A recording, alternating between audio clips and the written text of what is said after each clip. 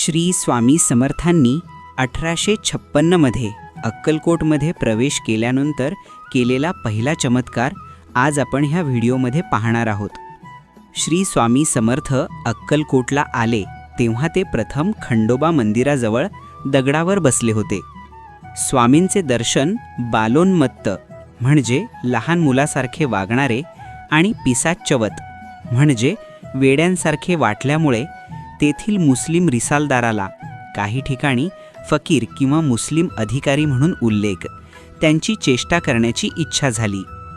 रिसालदाराने स्वामींना चिडवण्यासाठी एक रिकामी चिलीम ओढण्यासाठी स्वामींच्या पुढे धरली. स्वामींनी त्या रिकाम्या चिलमीचा एक झुरका ओढला आणि आश्चर्याची गोष्ट म्हणजे त्या रिकाम्या चिलमीतून धूर निघू लागला. हे पाहून रिसालदार थक्क झाला आणि त्याला स्वामींच्या दिव्य शक्तीची प्रचिती आली.